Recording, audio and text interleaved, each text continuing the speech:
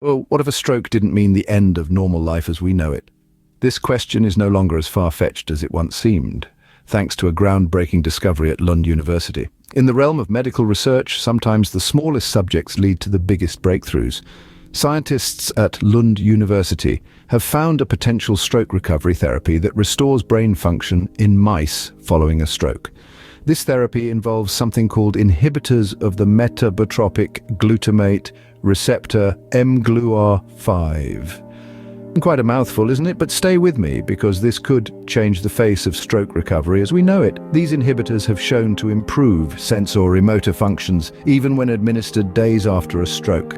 Imagine the possibilities for human stroke survivors if this therapy proves successful in human trials. It could mean a second chance, a return to normal life, even days after a stroke. But that's not all. When combined with rehabilitation training, this therapy could present a revolutionary new approach to stroke recovery.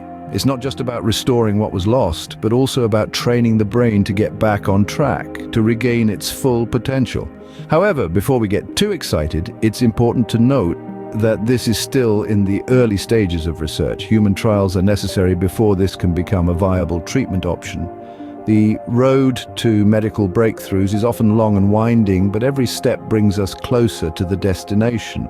This research was conducted on mice and rats and has been supported by several organizations, including the Swedish Research Council, Alvarado Trust, Hans Gabriel and Alice Wachtmeister Foundation, and Multipark Strategic Research Area. Their findings were published in the renowned Brain Journal, a testament to the significance of their work. Stroke might not be an end, but a new beginning, thanks to the promising findings in stroke recovery therapy. To continuously be enlightened, like and subscribe.